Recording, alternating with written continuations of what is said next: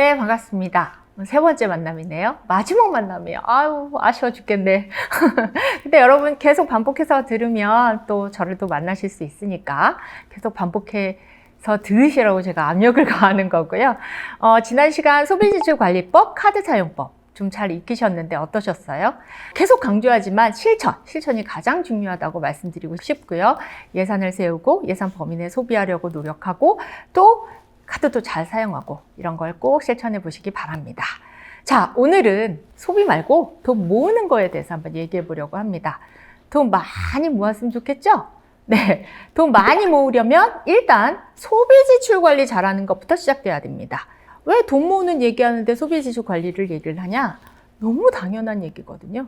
자, 보세요. 내 소득은 한정돼 있잖아요. 내 소득에서 지출을 빼면 남는 게 있으면 저축하고 없으면 못하는 거예요. 이렇게 엄청나게 소득 빼기 지출은 저축이라는 엄청나게 간단한 공식이지만 이 공식 하나에 모든 게 담겨 있어요. 자, 소득이 일정하죠? 이 식에서 제일 중요한 건 지출. 지출이 잘 컨트롤되면 저축이 늘겠죠. 반대면 줄 거고, 그래서 지출 관리를 중요하게 생각하는 겁니다. 그래서 두 번째 영상이 매우 중요하다는 말씀 다시 한번 드리고요. 이 지출 관리가 잘 되면 저축 관리는 저절로 잘 됩니다. 자, 그런데 저축 관리를 하는 데 있어서 세상이 좀 많이 바뀌었어요. 그래서 이걸 어떻게 하면 잘할 수 있는지, 좀 어떻게 하면 지혜롭게 돈을 모을 수 있는지 그 부분에 대해서 말씀을 드리려고 합니다. 그래서 잘 들어보시면 도움이 되실 것 같고요. 이런 질문 많이 하시죠. 네.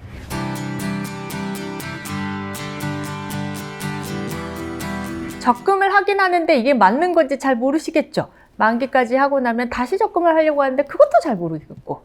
자, 이 저축 방식이 맞는 건지 아닌 건지. 자, 결론적으로 말씀드리면 글쎄요, 아니요라고 말씀을 드리고 싶어요. 네, 아니요라고 하는 이유 첫 번째는 뭐냐면요, 여러분들이 그냥 무턱대고 저축을 하면 안 된다라는 얘기입니다. 내가 버는 돈에서 쓰고 남는 게 있으니까 적금하지가 아니라 돈을 만들기 전에는 반드시 목표부터 수립하셔야 됩니다. 내가 왜 돈을 모아야 되는지. 자, 질문 하나 던질게요. 여러분 돈 왜 모아요? 돈 모아서 뭐 하시려고요? 자, 그렇게 제가 질문을 던집니다. 사회초년생들에게. 그러면 그냥요. 이렇게 대답하시는 분들이 굉장히 많아요. 근데 돈은 그냥 모으는 게 아니에요. 돈을 모아서 어딘가에 써야 되겠죠. 그래서 예를 들어 이런 거죠. 지금 월세 살고 있어요. 그런데 이 자금 모아서 조금 돈을 모아서 전세로 옮겨가고 싶어요. 자, 그래서 돈을 모아요. 자, 이렇게 구체적으로 대답하셔야 된다는 겁니다. 이게 바로 돈을 모으는 이유, 재무 목표에 해당이 되는 겁니다. 그냥요가 아니라 전세자금 마련을 위해서 돈을 모은다. 그 자금 마련을 위해서 약 5년간 돈을 모을 거다. 이런 것들이 재무 목표인데 그런 재무 목표가 반드시 있어야 되는 거죠. 그래서 돈을 모으는 데는 그냥 모은다가 아니라 반드시 목표가 있어야 되고 그 목표를 만들고자 하는 달성 기간이 있어야 됩니다. 아시겠죠? 돈 모으기 전에 목표부터 수립하자. 이게 제가 제안드리는 돈 모으는 방법 중에 가장 중요한 이유입니다. 자, 이게 무슨 차이가 있냐고요? 차이 별로 없는 거 아니에요? 뭐 그렇게 얘기할 수도 있겠지만, 자, 만약에 월 30만 원 적금하는 사람이 있다고 가정을 해볼게요. 이 사람은 원금 기준 연 360만 원 모으겠죠? 자, 2년이면 720만 원, 3년이면 1080만 원 원금 기준 돈을 모읍니다. 자, 3년 동안 모아서 목돈 1000만 원 만들었어요. 자, 뭐 할까요, 이제? 자, 마침 목돈이 생겼네. 와, 그때 내가 갖고 싶은 게 딱 생겼지 뭐야. 노트북도 바꾸고 싶고, 핸드폰도 바꾸고 싶고, 옷도 사고 싶고, 야금야금 쓰다 보니 3년 동안 열심히 모은 목돈이 샥 사라져요. 이거 내 얘기인데 하신 분들이 있을 거예요. 이런 경험 분명히 해보신 분들이 있을 거예요. 목표가 없는 사람들의 돈 모으기 방법입니다. 목표가 없으니 쓸 일이 생기면 쓰는 거죠. 쓸 일이 없어도 쓰고 싶은 일을 만들어서 돈을 써요. 자, 목표를 만든 사람은 어떨까요? 목표를 만든 사람은 3년 동안 돈을 모았으니까 그 목표에 쓰겠죠. 예를 들어 확자금 대출하는데 돈을 쓴다거나 노트북 장만하는데 돈을 쓴다거나 전세금 마련하는데 돈을 쓴다거나 이런 식으로. 그래서 목표가 중요하다는 겁니다. 목표는 반드시 아까 제가 뭐라고 말씀드렸죠? 목표 내용과 그리고 달성 기간이 포함돼야 된다. 예를 들어서 1년 내 노트북 마련 자금 150만 원 마련하기, 3년 내 학자금 대출 잔액 1000만 원 마련하기, 5년 내 전세 자금 3000만 원 마련하기, 이런 것처럼. 자, 저축을 하기 전에 명확한 재무 목표부터 세워라. 이게 가장 중요한 핵심이라는 것 여러분들에게 말씀드리고 싶어요. 자, 제가 여기에 재무 목표 달성하는 표를 하나 만들어 놨죠. 이런 것처럼 여러분들이 반드시 돈을 모으는 행위 이전에 목표를 먼저 설정하시기 바랍니다. 꼭 해보실 것. 이번에는 목표는 세웠어요. 자, 근데 이 목표는 세웠는데 이 돈을 만드는 방법에 대해서 한번 얘기를 해볼게요. 자, 이 방법을 얘기하기 전에 제가 이 표를 하나 보여드릴게요. 자, 이 표는 뭐냐면요. 내 돈 1,000만 원을 내 돈 2,000만 원, 2배죠.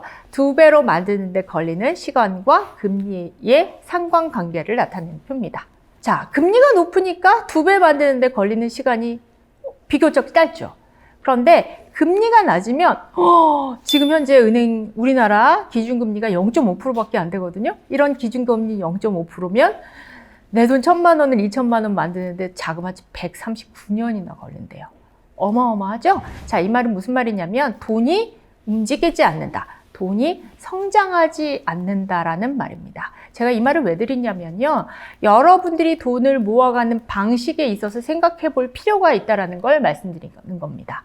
자, 우리가 이렇게 초저금리 상황에 살고 있어요. 그런 환경에서 무조건 알토란 같이 30만 원, 50만 원 모으기만 하면 된다? 아니라는 말이에요. 금융 환경을 이해하고 돈을 모아야 된다는 말씀을 제가 드리고 싶습니다. 재무목표 수립 제가 꼭 중요하다고 말씀드렸죠. 그러고 나서 해야 될 일, 자, 목표 달성에 맞는 돈 저축 방법을 생각하셔야 돼요. 결론적으로 말씀드리면 단계적으로 돈을 모을 거면 그냥 안전하게 적금, 중장기적으로 돈을 모을 거면 적금보다는 투자. 자, 이거에 대해서 말씀드리고 싶은데 저희가 준비한 이 영상 투자 부분에서 이 부분은 굉장히 자세히 설명을 다른 강사님께서 해주실 거예요. 근데 저는 돈을 모으는 방법에 대한 원론적인 것들을 말씀드리면 자, 단기는 안전, 중장기는 투자 이렇게 말씀드리는데요. 그 이유를 딱 한 가지만 말씀드리면 내년에 돈을 마련해야 돼요. 내년에 내가 학자금 대출 1,000만 원을 모으기 위해서 돈을 모으는 사람인데 만약에 지금 주식시장이 너무 좋아. 그래서 나 투자해볼래 해서 돈을 넣었어요. 그런데 갑자기 시장이 막 안 좋아. 하락을 했어요. 근데 내년에 돈을 써야 되는데 시장이 너무 안 좋아. 그럼 어떻게 돼요? 나는 손실을 보게 돼요. 기간이 너무 짧다라는 거죠. 투자를 하기에는 기간이 너무 짧기 때문에 짧은 기간 안에 돈을 마련해야 되는 사람은 투자보다는 저축, 그냥 안전하게 적금하라 이 말이에요. 자, 제가 예고를 했죠. 나중에 투자 부분에 대해서는 굉장히 상세한 설명을 해주실 거니까 거기서 잘 이해하시면 되고요. 돈을 모으기 전에 중요한 거는 재무 목표를 수립하라는 거. 그 다음에 재무 목표 수립 후에는 그 재무 목표 달성을 위해서 저축할 건지 투자할 건지 그 방법을 선택하라는 거. 그 원칙을 먼저 기억하시는 것을 제안드립니다. 자, 핵심은 무턱대고 적금하는 거 아니에요. 무턱대고 30만 원, 50만 원 모으는 거 아니에요. 라는 겁니다. 제 강의를 쭉 3개를 연결해서 말씀을 드리면 무턱대고 돈을 모으고 무턱대고 돈 모으는 와중에 돈을 깨는 이런 행동을 하지 않으려면 비상예비 자금을 만들어야 된다고 제가 말씀드렸고 그래서 일단 지출관리 중요하고 돈을 모으는 걸 하려면 돈을 모으기 이전에 목표 설정하고 저축 방법 선택하고 이런 것들을 유기적으로 잘 해나가시면 여러분들 도움이 되실 겁니다. 아시겠죠? 아까 그 질문에 대한 답변 됐죠? 네, 잘 한번 보시고요. 아, 맞아요. 이런 질문 많이 합니다.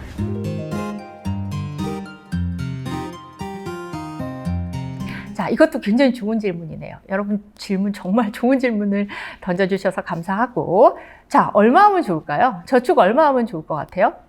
법칙은 없습니다. 사람마다 상황은 다 틀립니다. 많이 하면 많이 할수록 좋죠. 그렇죠? 그렇지만 전문가들이 권장하는 저축률은 있습니다.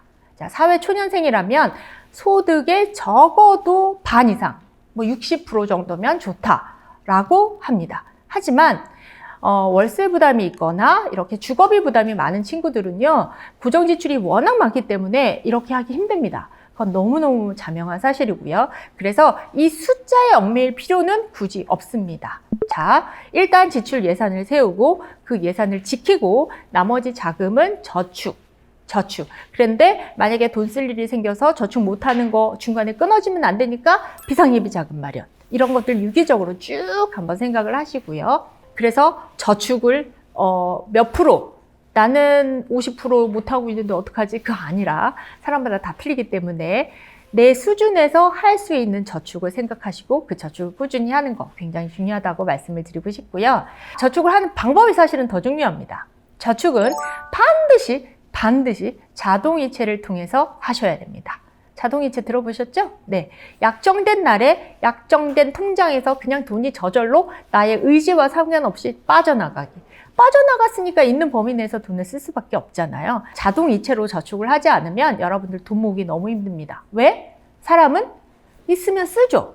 그걸 저축을 하려고 마음먹기가 힘들거든요. 그래서 반드시 자동이체를 통해서 저축을 하시라는 말씀을 말씀드리고 싶고요. 이게 강제저축이에요.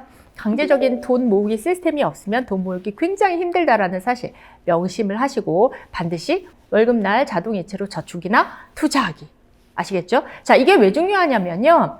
우리가 돈 관리를 하는 데 있어서 매년 얼마를 쓰는 건지도 중요하고 매년 자산이 얼마가 모이는지를 아는 것도 되게 중요해요.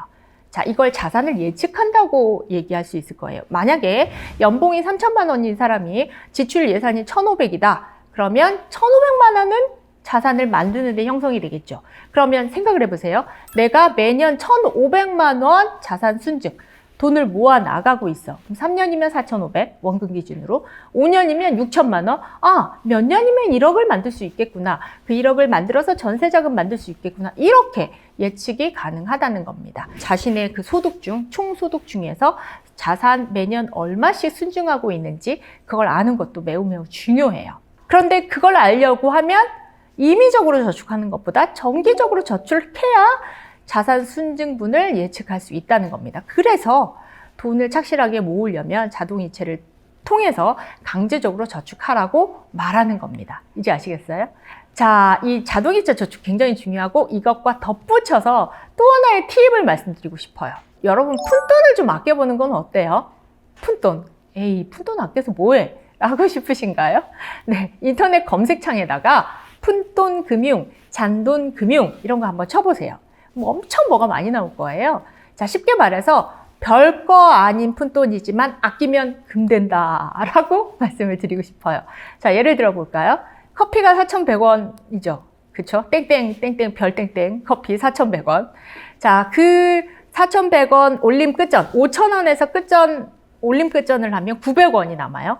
자, 그 900원을 가지고 해외 주식에 자동 투자하는 어느 금융회사의 상품도 있어요. 무슨 말이냐면 내가 소비를 하면서 소비의 끝전을 이용해서 자연스럽게 저축이나 투자를 할 수 있는 그런 상품들도, 그런 푼돈금융 상품, 잔돈금융 상품도 많이 나와 있다는 거죠. 소비를 하면서 저축도 한다. 얼마나 좋아요. 그렇죠? 그래서 이런 것들을 조금 생각해 보시고 그런 것들을 가지고 자연스럽게 저축하는 습관을 들이는 것도 굉장히 좋은 방법이라고 얘기를 하고 싶은 겁니다. 또 이런 거 있어요. 저도 이거 하고 있는데요. 매일 점심 때 한 12시 반? 이 정도 되면 문자가 와요. 문자가 뭐라고 하냐면 오늘은 얼마니? 오늘은 얼마 적금할 거니? 이런 금융상품도 있어요. 월 적금이라고 생각하지만 매일매일 적금을 하도록 유도하는 그런 상품도 있다라는 겁니다.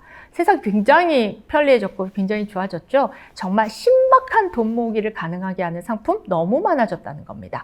그러니까 여기서 그런 상품들을 다 소개하는 건 크게 의미 없을 듯하고 여러분들이 꼭 반드시 인터넷 검색창에다가 푼돈금융, 잔돈금융 이런 거를 한번 살펴보시고 나한테 맞는 재밌는 방법을 택해서 저축이나 투자해 보시라고 말씀드리고 싶어요.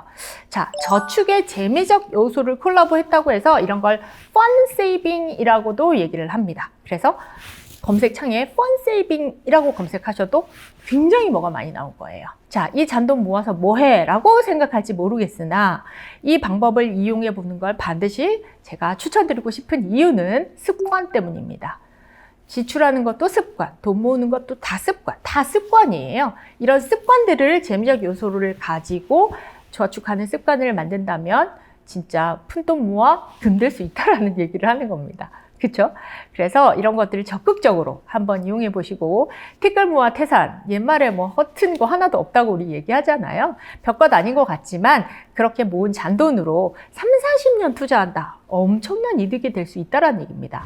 혹시 카페라떼 효과 뭐 이런 말씀 들어보셨어요? 하루 커피 한 잔값 아껴서 3, 40년 후에 노후자금 1억 만들기 이런 운동이 있다라는 말이죠. 그게 가능하다라는 얘기입니다. 돈을 모은다는 걸 너무 거창하게만 생각하지 마세요. 매월 적금 10만 원도 좋고요. 5천 원도 좋아요. 이 모으는 습관, 지금은 내가 모을 돈이 너무 없어. 절대적인 소득이 너무 약해서, 낮아서 돈을 모으기 힘들어. 그래서 돈을 모으는 걸 포기하는 그런 행동을 하는 것보다 제가 말씀드린 이런 것들을 이용해서 푼돈이라도 모아보시는 것. 거창하게 생각하지 않고 내가 할 수 있는 한에서 내가 저축을 실천해 보는 것. 이런 것들을 더 권해드리고 싶어요. 아시겠죠? 자, 이제 마무리하겠습니다. 제가 3번 만났었는데요. 여러분과 3번 만남을 통해서 비상예비자금, 소비지출관리, 카드 사용, 목표, 펀세이빙 이런 얘기 엄청 많이 나눴던 것 같아요. 그쵸? 즉각적으로 실천할 수 있는 것들만 콕콕 찍어서 제가 말씀드렸거든요. 자, 여러분의 돈 관리가 쉬워지는 여러 가지 방법들을 말씀드렸으니까요. 이런 것들을 반복해서 시청하시고 꼭 여러분들이 듣는 데서만 그치지 말고 즉각적으로 실천해 보시기를 추천드리고요. 분명히 이 영상을 들은 분과 듣지 않은 분은 크게 차이가 있을 거라고 저는 생각합니다. 어쨌든 여러분들 정말 수고 많으시고요. 제가 온몸을 다해 응원하겠습니다. 감사합니다.